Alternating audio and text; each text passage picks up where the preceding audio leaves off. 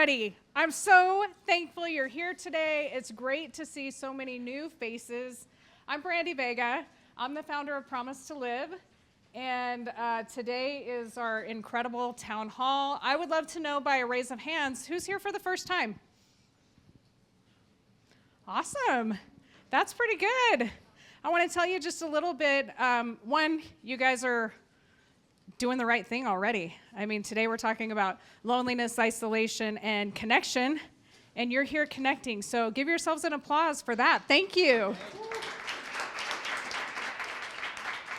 I know it's hard to get to some of these events sometimes, and I know it takes everything we've got occasionally to get here, but we're so glad you're here, and I hope everybody knows you're welcome, and if you don't feel welcome, you are. And if you don't feel loved, I love you. I'm super pleased today, and I want to just kind of share what Promise2Live is. Promise2Live is saving lives by getting people to make a promise ahead of time that if they ever find themselves in a dark place, they'll reach out for help. Friend, family, resource, 988. That's number one. Number two, we connect them to trusted tools and resources in one place. I couldn't find that when I needed it, so now we have that, and I'm so excited because Monday, we're relaunching our website. Here's my information. Monday, we're relaunching, and we are so excited. Cameron McBride, can you raise your hand? Can you stand up? Put him on the spot. He's got food in his mouth. He's amazing.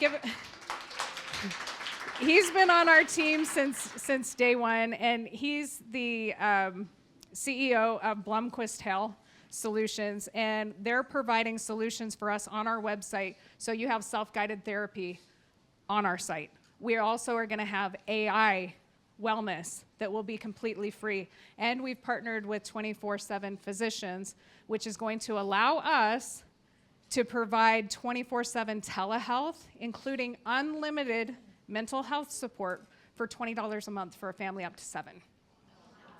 That's pretty exciting, right? So we save lives through the promise, we connect you to trusted tools and resources, and we build a community of connection online and in person through events like this. We're thankful for our partnership with Silicon Slopes. Thank you so much.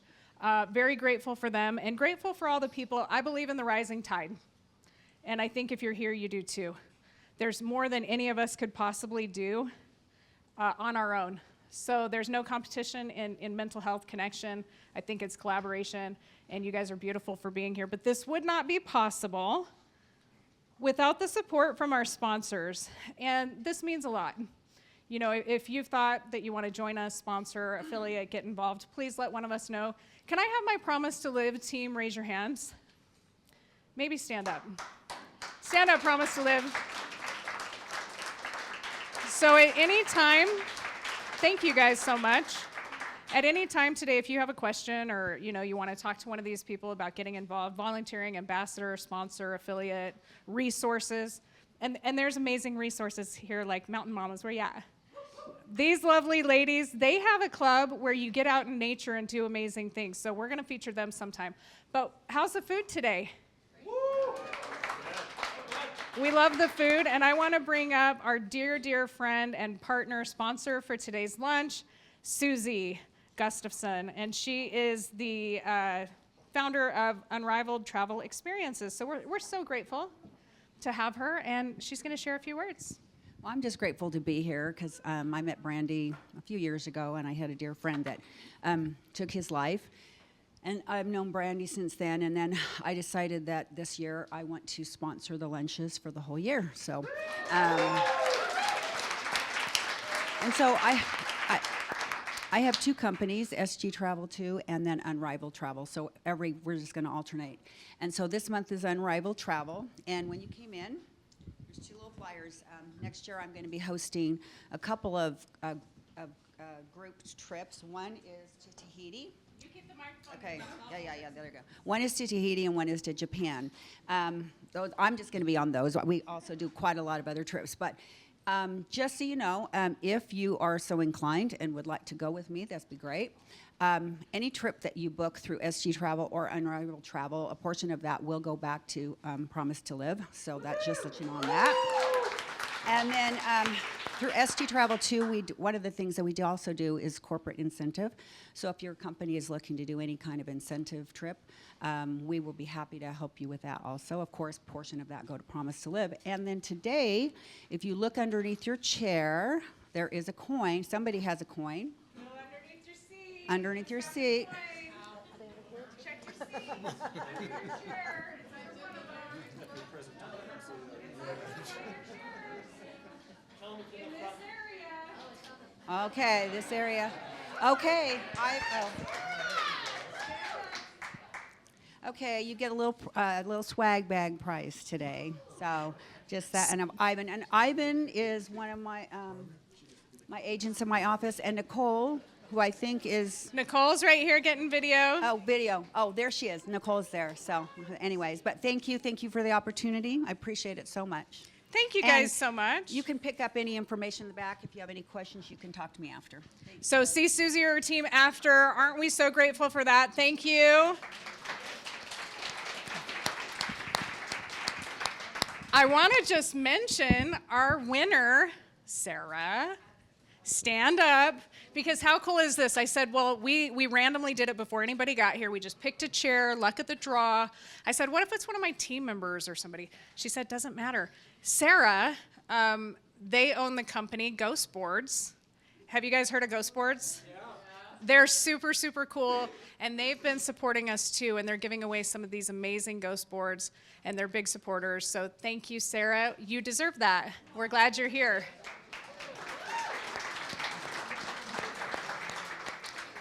All right, our next sponsor, the actual event sponsor, is Luis Vega. He's from Simultrade, and joining us, he has a company committed to innovation, education, and empowering people to build stronger futures. We're thankful for leaders who invest not only in business, but also in community well-being by supporting these initiatives for mental health that you guys bring back to your businesses and families and communities. So please welcome Luis Vega to the stage.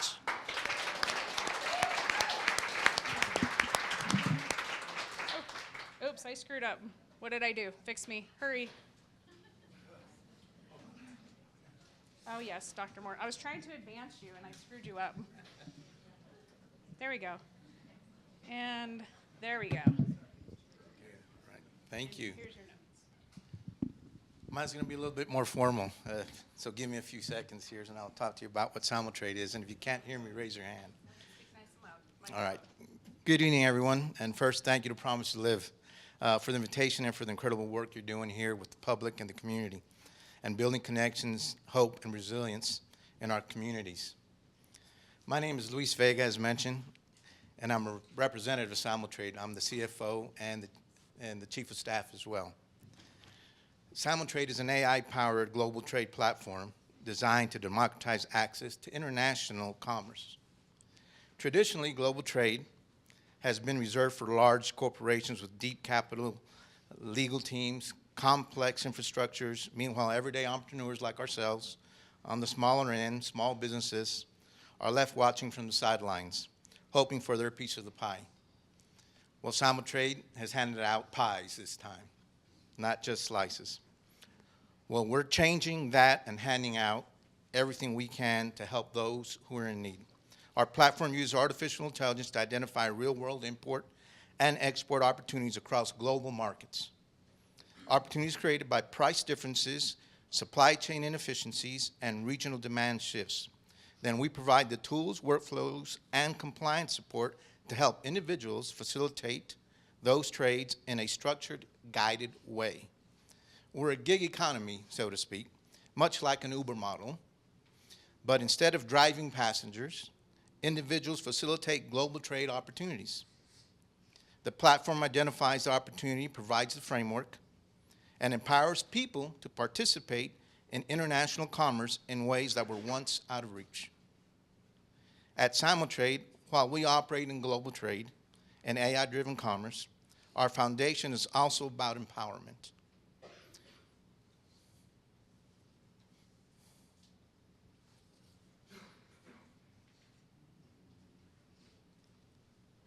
We believe when people are given access to opportunity and tools, they gain confidence, purpose, and possibility.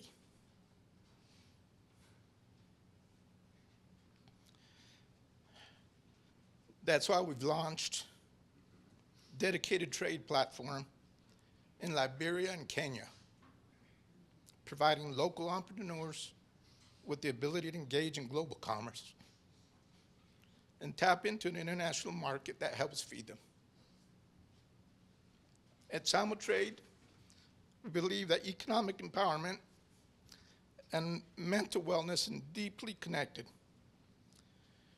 When individuals feel supported and see opportunity in front of them, hope grows, and hope is powerful.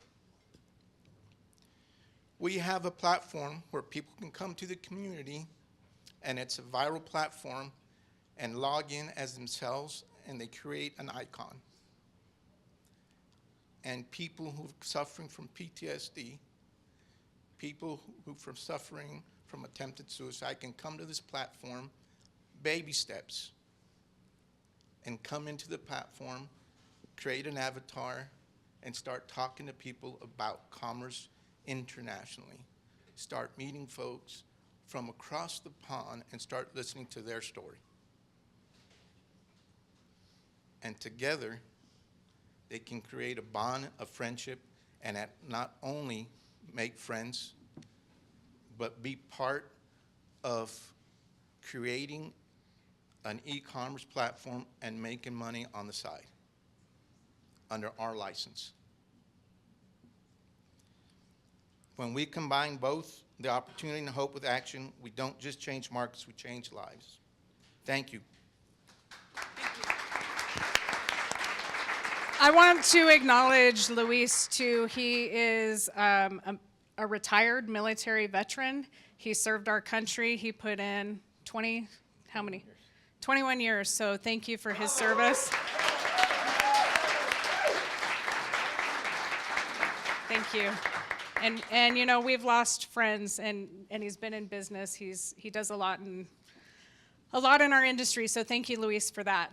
Definitely appreciate it. Appreciate you guys being here and our support and giving us the time to honor these people who invest in us, to share a little bit about what they're doing. I think studies show that half of us experience loneliness or feel like we're lonely, and I think that's a big deal. I think we need connection. The opposite of isolation is connection. And I'm really, really excited to be here with all of you. I'm gonna save some of the stats for the people here, but we have an incredible group here today, and I'm gonna introduce each of them in a minute. But first we have Dr. David Morgan, and he is a licensed psychologist. He serves as a director of mental awareness for Silicon Slopes, where he leads initiatives focused on strengthening mental health within the tech and business community. And one thing too, Dr. Morgan's been with us from the beginning. This is our 3rd year, you guys. We do these every single month. It's a lot of work. And we need the support from experts like this. He's treated over 14,000 patients. That's the number, right? 14,000 patients in his career. Yeah, give him a round of applause. That's awesome. And one of the services he provides, we did a Safe Tech event a couple of weeks ago, and Dr. Morgan came and donated his time. And he's here today, so when he's done speaking, he goes to the back. But if any time at all today, anyone's struggling or you feel like you need to talk to a professional, he's here for you. And we always try to provide that. So without further ado, Dr. Morgan, thank you. Thank you, Brandy. Let me tell you a little story here as we start, hopefully.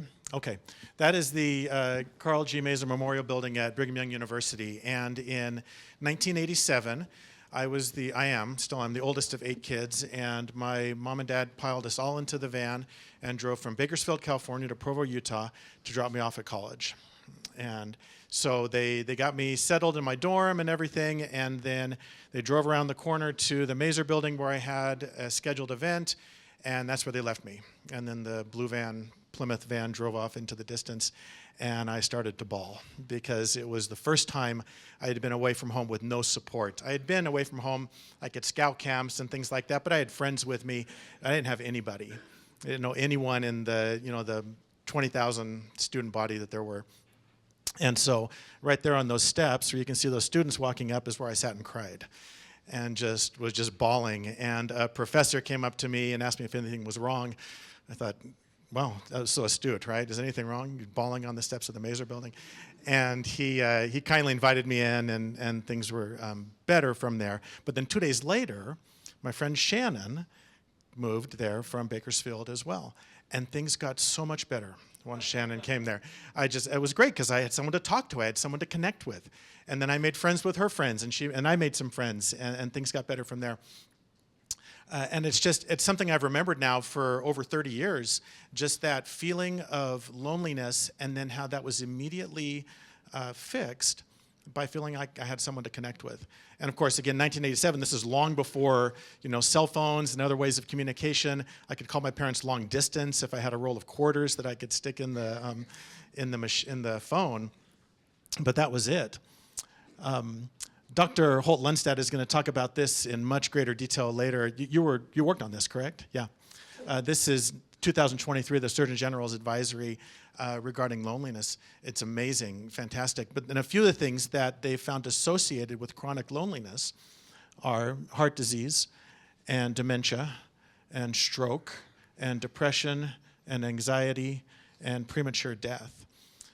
And loneliness is the type of thing that there might be people in this room today that are lonely, even though we're surrounded by probably 75 people here. It's not something that is predicated on just being around other people. It's based on connection and feeling connected to other people. I think that our society, we live in a very strange time right now because we are as connected as we ever have been. When I'm sitting on the steps of the Mazer building and had nobody, I couldn't reach out. Now I can sit on the steps of the Mazer building still alone, but I could connect with 1 million people on my phone if I wanted to. But what they're finding, and what I found myself, is that is a different type of connection. And I think even though we're more interconnected, I think we might be as lonely as we ever have been. So one of the things, some key components of social connection here are the number and variety of relationships that we have. And also the frequency of interaction and the degree to which those relationships are positive and satisfying. Those are some of the things that can increase connection in our lives. The more increased connection we have, I think the more the decrease in loneliness we have as well. And then just one thing, a pro tip to reduce loneliness and improve connection: quit waiting for others, make the first move, and see how things improve from there. I think we spend so much time complaining about our situation and not doing what we can to make a difference. Like Brandy said, I've dealt with tens of thousands of people in my career in a clinical setting, and in almost every case, the genesis of their problem is not just themselves, it's some sort of relationship. Either something's happened to them or they've done something to someone else, and they keep waiting for the circumstance to change in order to feel better. And I say, stop. That's a long, long wait. Do something different. Do something. Reach out. Connect with someone. Even in the smallest way, things will look different if you do that. I promise. That's the good news. It's all in your control. Not everything's in your control, but what you do about your situation starts with you. And I guess that's the good news and the bad news, because some people say, well, I want someone else to do something about my situation. Don't do that. Don't wait. You can do something about it. And we're super glad at Silicon Slopes here to partner with Promise2Live. Like Brandy said, this is our 3rd year of doing these town halls. Brandy does an amazing job, and we recognize the value of understanding and promoting mental health, both in the tech sector and business and beyond as well. We do have a podcast that if you'd like to check out, is great. It's called Mental Health Momentum. We record it right over there. And we've released about 60 episodes to this point, where we talk with business leaders and other individuals in the community. There's a few people here that have been on the podcast, and I'm grateful for them.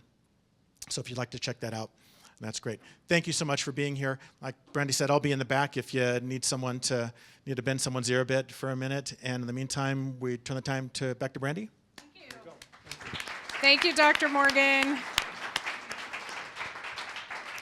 We sure appreciate Dr. Morgan. And, you know, I love what you said, because one of the things I read a long time ago, my background, I used to be a news reporter, served in the military as well. But I read a study somewhere, and I can't cite it, but it was something along the lines that 70 or 80% of people consider themselves shy. And it's not sometimes that you think people are ignoring you or trying to be rude. They're just shy. And so I actually kind of consider myself a little shy. Shocking, I know. I force myself to say hi to everybody. Like if I come within a few feet of you, I try to make eye contact and say hi. I would challenge all of you to think that next time. Make the first move when you're in the elevator. Hey, how you guys doing today? Hi, how's it going? Good morning. And I was so proud today. Can I say that? One of our friends posted that we all know, Katina, with AFSP. We hosted a girls' get-together this past week, and one of the things that I like to mention is the one word that changes everything. What's the one word, guys? Really. How are you? Really. How are you really doing? That one word gives permission for you to say truly how you're feeling. It opens the door. So my advice to you is ask people how they're really doing. Talk to them, smile at them, give them eye contact. A compliment might be the one thing that opens the door for them. One person who's really good at this, and I've known James Brown, I'm feeling good, I've known James for 24 years, 23 years. We worked together at ABC a long time ago. He is, let me share with you who he is. He is the founder of Living and Aging with Pride. He's an advocate for dignity, belonging, and connection across generations. Through lived experience and leadership, he helps communities build inclusion and meaningful human connection. I love this because one of the highest demographics right now experiencing loneliness, isolation, and suicide are our seniors. It's our 60 plus and our 9 to 12-year-olds. So this is something critical. We're very thankful to have James Brown. Please welcome him to the stage.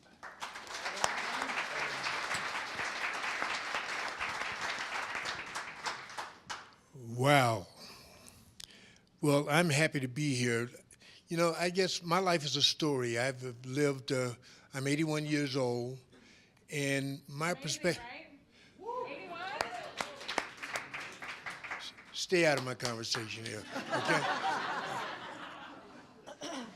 I'm 81 years old, and I found myself in a dilemma. I got divorced, and I found myself with the television production studio, and the federal government bought the building out from under me, and there I was, divorced without a profession around me as I had for many, many years. And I looked around, and I saw that seniors were being neglected and overlooked. Nobody was talking to us. Nobody was talking to me. And being a television personality, I expected everybody to say, "Hoorah, James Brown," but they didn't. They just waved at me from across the street, and I thought that was a strange thing. And so I started to delve into this issue of being a senior and what it meant. And why aren't we talking to our seniors who have played a major role in developing this country, this world, and we don't talk to them, we don't associate with them, we don't share their knowledge and their wisdom, and that knowledge and wisdom has brought us to where we are today. So my program is all about igniting that interest and inspiring people to pay attention, to talk to one another, because we don't. And if you don't think that brings about loneliness, just sit in the room and somebody doesn't talk to you, you sit lonely. So I'm going to ask all of you to grab the next person's hand next to you and tell me how that feels. Come on, grab a hand. Isn't that a great feeling? Doesn't that make you feel better to know that you're making contact with somebody else? And that's what we need to do every day of our lives. That's what we need to do, and that's who we need to be. We need to embrace our age, because it carries with it wisdom, knowledge, and understanding. And with that knowledge and understanding, we can save our country, we can save our communities, and we can enlighten the young people and share that wisdom and knowledge. We're expecting our young people to understand without giving them a clear understanding. We're expecting people to like us without explaining to them who we are. We're explaining things, but we're not understanding that people may not understand what we're explaining. So we need to take the time to talk. We need to take the time to build relationships and build a community. And you got all these magnificent people in this room. How often do you talk to the person next to you? Everybody picks up the phone and the phone tells you what? Nothing. The phone is only a tool to search for things. So you have to engage people in conversation. And that's what our program is all about. We're in 58 million television households across this country, and we're trying to tell people, quit trying to put people in a category, talk to people. Explain who you are. Explain to what you want. You get on the bus, and the bus says we're stopping downtown. It does not tell you what's downtown. So we've got to ask the what's, the whys, and the wheres, and we need to do that with each other. And I guarantee you, if we promise to live together and live with age and with pride, we'll find that this country, this world, this community, and our lives will be much better. I've got a friend sitting out here, Dr. William Cosgrove.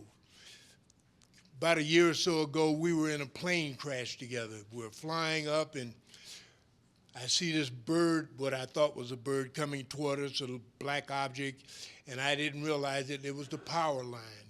We crashed into the power grid. And he's screaming, James, James, are you okay? And all I could think of is, you're going to land this such and such, right? And he landed. We're still friends. He's my buddy. I didn't blame him for crashing the plane, you know what I mean? But he told me later, you know, Rocky Mountain said, James, if we had hit the second power line, we would have been electrocuted. So I know that God has sent me here. I got another story for you. I was invited up to meet one of the members of the Quorum of 12. And I got out the elevator, and the FBI searched me and told me go on up, and I went up. And he said, well, Brother Brown, how you doing? I said, this is the only place I could be two kinds of brothers, you know? He looked at me, and he nodded his head. He didn't laugh, you know, so he said, well, Brother Brown, what brought you to Utah? And I didn't want to tell him a beautiful lady, so I said, I ran out of gas. He looked at me again. He said, he said, well, what keeps you in Utah? I said, well, you know, brother, I was reading the obituaries, and I didn't see any black people in the obituaries, so I figured black people don't die in Utah. I'm staying, you know? So that's my story, and that's what I'm doing in Utah, and I'm going to ask all of you, let's come together, let's be together, let's do this together, let's make the promise to live a real pledge that we live by, because too many of us are suffering and hurting from stupidity.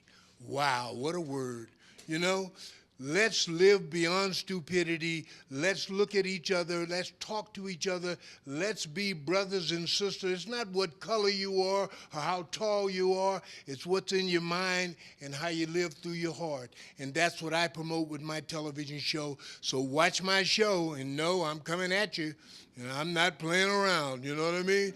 So come on, let's stay together. Let's be together. Let's make Promise to Live something that we do just because we should, not because we have to. God bless you all, and remember, I'm James Brown, and you're not. Thank goodness.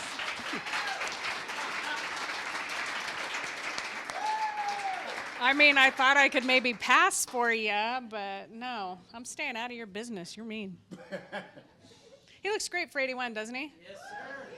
Yeah, you might actually, at this rate, you might outdo the last prophet. You went up there and talked to him. He was 101. That's a challenge. That's a challenge. He still calls me.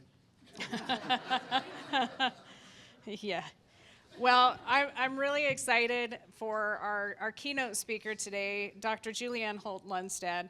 She is one of the world's leading scientific authorities on loneliness and social connection. She's a professor of psychology and neuroscience at Brigham Young University and the director of the Social Connection and Health Lab. Her groundbreaking research has demonstrated that social isolation significantly increases the risk of premature death and helped elevate loneliness to a global public health priority. She served, as Dr. Morgan mentioned, as the lead scientific editor for the U.S. Surgeon General's National Strategy on Social Connection and has advised the World Health Organization, the CDC. She's testified before Congress. And guys, we're lucky enough to have her here today. Give her a round of applause. Thank you. So thank you so much. It's really incredible to to be here with you all today and to talk about such an important topic. And I really want to share really why this matters to literally every aspect of life. So one of the truisms of life is that we often don't appreciate what matters most until it's taken away, right? And so during the pandemic, we all got a taste of how uncomfortable and how painful it is to be isolated. And this in some way helped us recognize the importance of our social connections for our well-being. But what I hope to share with you is that the consequences go far beyond just our well-being. For far too long, we have thought of our social connections as something that's nice to have, but perhaps not seen them as essential. Oftentimes when our busy lives, many things creep in, it's our relationships that often get neglected. And so what I want to share with you today is to challenge this assumption that yes, our relationships are nice to have, but they also not only bring us happiness, but that they're essential to our health and that they are essential to our survival. So I want to share with you an important lesson that we learned from ecology. So in the late 1800s, as agriculture was booming, the wolves were removed from Yellowstone Park as they were viewed as a threat to surrounding livestock. And at first, this removal was viewed as a great success. The elk population thrived. But along with that, as the elk population thrived, there was eating of the vegetation. This changed how it changed the trees, the roots, the rivers, even the songbirds. And we saw cascading consequences to Yellowstone Park. Now, what gives us hope is that Yellowstone rebounded. And so I'm going to come back to this.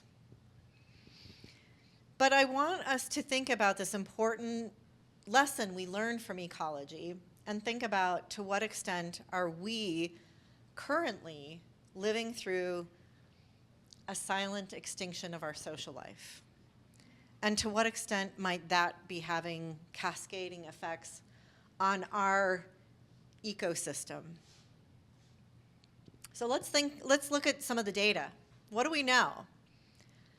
So this is actually from the American Time Use Survey that looked at how Americans spend the minutes of their day. And they looked at this over the past 2 decades, going back to 2003. And as you can see in this top corner, over the past 2 decades, time spent in isolation has dramatically increased. Time spent with family, both household family and non-household family, has decreased. Time spent with friends has declined. Social engagement declined. Time spent in companionship declined. Now, you can see it ends in 2020. Now, of course, the pandemic exacerbated that, but as you can see, it did not start there. And as you can see, 2011, around the time when the majority of people had smartphones, yes, that exacerbated things, but it didn't start there. We see across a number of trends that and some trends that go back even farther, that this decline has been happening over decades. Now, this is current data. This is from the Social Connection in America project that I lead. And this is a nationally representative sample. And what we found, and I'll share that this is year one of a 25-year survey that will be going on for the next quarter century. Yes. But what we see is that we're disconnected in a lot of ways, and that disconnection and disengagement isn't just a concerning level, it's the norm. It is more than half the population. So the top line there, what that shows is that 72% of American adults, that's nearly 3/4 of all adults, report rarely getting together with the people that they care about. Now, the next four are not rarely, they're never. 67% report never participating in clubs or organizations. The alternative is at least once a year. 63% never take action, do positive things in their neighborhood. 58% never volunteer for organizations. And 51% never attend religious services. So more than half of Americans are disconnected and disengaged in a variety of ways. Now, people might say, but maybe they're just interacting online, right? And what we see is that, of course, the way, even when we are engaged, that it is often remote, it's detached, and sometimes not even with other humans. But of course, change isn't always bad, so how are we faring? Nearly 1/4 of the global population reports feeling very or fairly lonely, and this is higher among 19 to 29-year-olds, so our youth. Now, in our Social Connection in America survey, 41% of US adults report loneliness. Why does this matter? We need to think about let's take a step back and think about what contributes to our health and well-being. And when we think about what are the sources of and underlying issues that contribute to population health, most people think about, okay, well, it's your genes. You either have really great genes, or you're susceptible to all sorts of things. But according to the CDC, our genes and biology account for only roughly 5% of health outcomes. So the next might be all of our health behaviors, right? It's the exercise, our diet, sleep, all of those things that we work so hard at, or feel guilty about not working hard enough at, right? But those only account for about 20%. Well, maybe it's all of the new technology in terms of medical care, all these procedures, new pharmaceuticals. That accounts for roughly 20%. All of these combined account for less than half of health outcomes. And the other 55% are what are referred to as social determinants of health. And a major one of those is our social connections. So let's put this into context and think about what we know across species, okay? we see across species that, for instance, being part of a group is essential to survival. So whether it is evading predators, direction to safety, pooling of resources, obtaining food, protection from the elements, all of these things point to the fact that being part of a group is essential and serves important functions for survival. So what about humans? Of course, humans are social species, and what the data shows is that this is embedded in our biology. And if we think about it, humans are one of the most vulnerable species at birth. A human infant, if you leave it alone, will literally die. We need others for survival. But this is true throughout our lifespan. And what the data suggests is that because this is so essential to survival, that our brains have adapted to expect social proximity. And so when we are alone, when we are amongst others that are not trusted, that our brains have to be far more active. Whether that is being vigilant to threats in our environment or having to just deal with the demands of everyday life on our own. And this activation creates a sense of dysregulation, right? So our brains function most optimally when we are social and are dysregulated when we are not. And this dysregulation over time can put us at risk for a variety of outcomes, from poor mental health to other kinds of outcomes. So let's first talk about what do we mean by social connection. And there are three core pillars that have been identified and linked to a variety of outcomes. But these three core pillars are the structure, function, and quality of our connections. So let me break these down. The structure refers to the size of our social network, the frequency in which we interact with others. And this includes not only our close relationships, but even the people that we encounter in our everyday lives, what nerdy scientists like me call weak ties. But all of these contribute to that structure of our connections.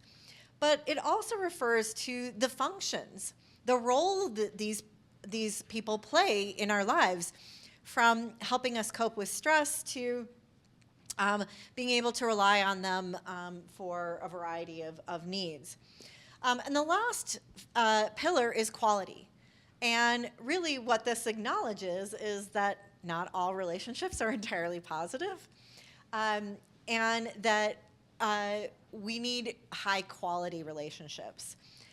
So each of these needs to be strong in order for us to be resilient. And when any one of these pillars is weakened, we have really good data to show that this can interfere with high functioning and health. So let's talk about that. What does happen when these pillars are compromised? So this figure really comes from my research. So if you've ever heard the stat that lacking connection carries a risk similar to smoking up to 15 cigarettes per day, what I want to share is that this not only is more than a metaphor, this actually comes from 148 epidemiological studies that myself and my colleagues were able to analyze and publish. And so let me share a little bit more about these. So we did this meta-analysis of global data and included over 300,000 people. And what we found was that those who are more socially connected had a 50% increased odds of survival. And that is from death from all causes. And this was independent of age, initial health status, and other factors that, of course, might contribute to earlier death. We followed this up with a similar analysis, this time with 3.4 million people. And what we found was that loneliness was associated with an increased risk of earlier death by 26%, isolation by 29%, and living alone by 32%. So what does this mean? Of course, we regularly hear the kinds of things that might contribute to increased risk. And so my colleagues and I gathered the most robust evidence on other factors that we take seriously.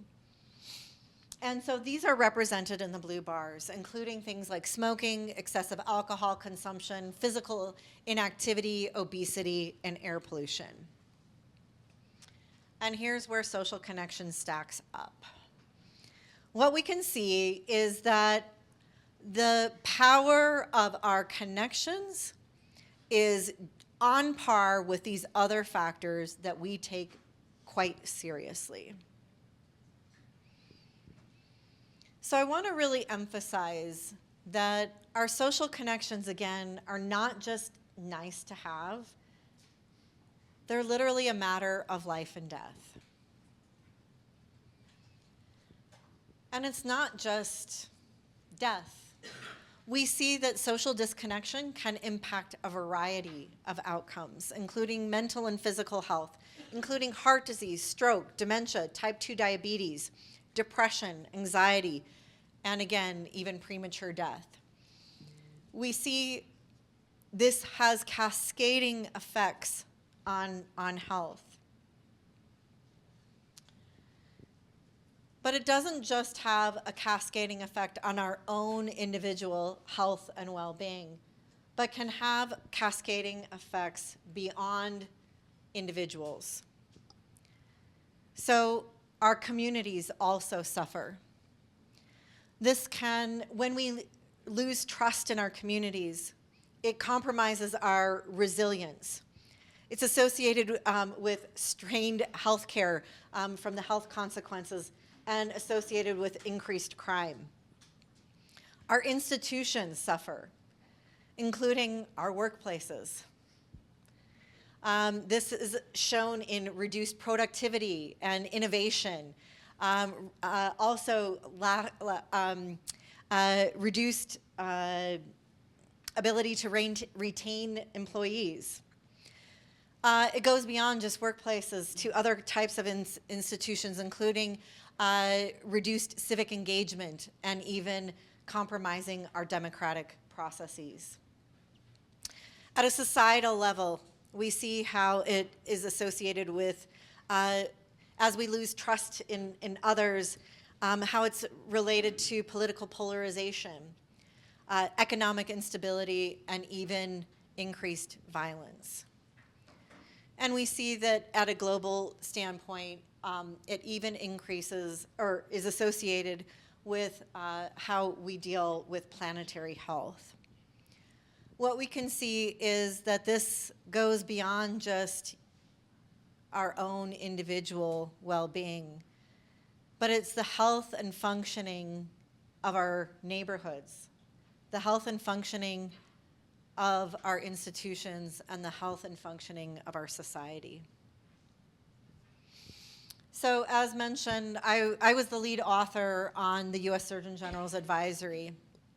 And this work was a catalyst to really an awakening in terms of identifying this as a public health priority. But this was part of a larger global movement that was demanding action. So I want to not just admire the problem. There is this demand for action, so where is there hope? And what can we do? And so as we saw from the analogy with Yellowstone Park, it has rebounded. Now, interestingly, it was initially thought that simply returning the wolves to the ecosystem was solely responsible for that. Interestingly, recent research shows that yes, was one component, but that there were multiple factors that contributed to that rebound, including both bottom-up and top-down kinds of efforts. And so what this suggests is that if we can take lessons from ecology, how can we not only restore some of the restore social connection in our ecosystem, but what are the additional kinds of steps that we may need to repair that social fabric? So I want to emphasize this isn't just about helping individuals who are lonely to feel better. Just not feeling lonely is a low bar. We don't want to just survive, we want to thrive, right? And so we really need to strengthen the social fabric. And so we need to start thinking about how do we start to plant the seeds for a thriving social ecosystem. And so as I worked on the Surgeon General's advisory, together we identified 6 pillars that we can all build to strengthen this ecosystem. And so I want to share these with you. The first is the social infrastructure, the places and spaces. We can think about not only, depending on the roles that you play, we can think about how we design our neighborhoods, our homes, our workplaces, even how you arrange desks and chairs. Our physical environment can make it easier or harder to connect with others. And so we need to pay attention to how these features might be getting in the way or facilitating that. The next is really considering pro-social policies. Now, when I say policy, most people think of government policies, right? And certainly we got a sense of how these can influence social connection, particularly during the pandemic. But we can also start to think about even workplace policies, how family-friendly they are, and to what extent even our policies in our home can influence the extent to which we are socially connecting. And so we need to think about, are these policies, again, serving as barriers or connecting people? We also need to think about healthcare systems. And so we know that there are important health consequences of lacking connection. And so we need to integrate this into our healthcare system, not only by equipping and training healthcare providers to adequately address this, but we also need to think about our digital environment. We've seen widely how the digital environment is changing the way in which we're interacting, both for good and for bad. And so we need to think about how can we reform this in a way that we can reduce harms, put safeguards in place without losing access to some of the potential benefits. The fifth is around deepening our knowledge, and we really need to increase our awareness around this issue. We see that this is still predominantly viewed as just a well-being issue and not robustly linked to all of these other kinds of outcomes. But the sixth is what I want to spend a little bit more time on and emphasize, and that is creating a culture of connection, because all of these other things, if we put them into place, will probably fall flat if they're not in line with our own values and culture. All we have to think about is How many of you have a workplace where, technically it's a 8 to 5 day, but no one works just that. Anyone who's worked nights or weekends or long hours knows that the culture can sometimes be different. And we need to think about creating a culture of connection where kindness and respect and service are the norms and not disengagement. So I want to really think about now, what are the tools for us as individuals? What can we do today? And one of my grad students, she did a survey and found that one of the biggest barriers that people report to having the kind of connection that they want is that they say they're too busy, right? So, one, we can reduce our schedules, but we can also start to integrate social connection into our schedules. And so I want you to think about you as an individual. How can you integrate this into your own family life? Whether that is prioritizing mealtime together. And in fact, we do have data that shows that youth in Utah are significantly less likely to report loneliness if they have regular family meals.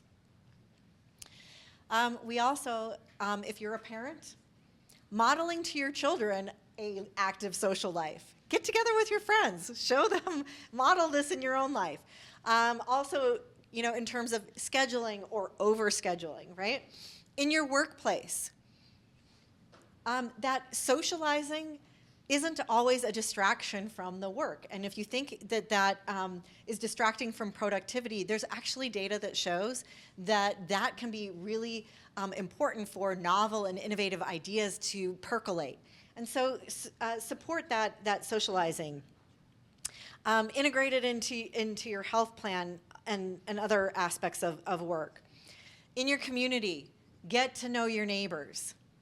We have data that shows if you know at least 6 of your neighbors, you're at reduced risk for loneliness, as well as some other outcomes. And other studies show that if there's a major fire, earthquake, flood, you name it, you're more likely to survive that if you know your neighbors. And so, and we also have data that shows that when people are kind and do kind things for their neighbors, that this is associated with greater neighborhood connection as well.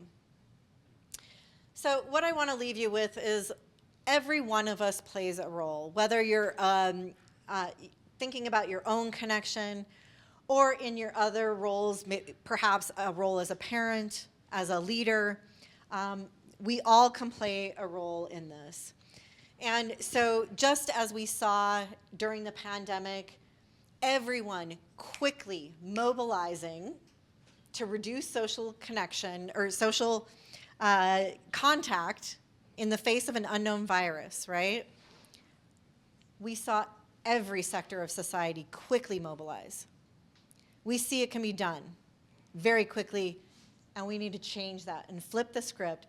How can we see everyone just as quickly mobilize to increase connection? And so that we can have a thriving social ecosystem. So thank you.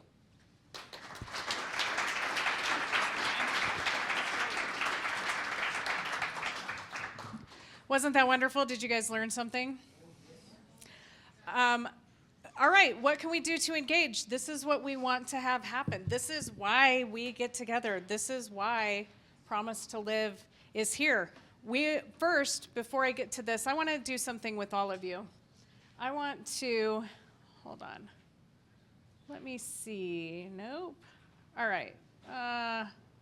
We're just going to go back. Let me tell you what we have. One, mark your calendar for March 19th. We do these every third Thursday. Plan on being here. Number 2, I want all of you guys to go to promise2live.org, and I would like you to make a promise right here, right now, that if you ever find yourself in that hard place, that you'll reach out for help. Because we've been talking about studies. Studies show if you make a promise ahead of time, you're up to what? 60% more likely to keep it when it counts.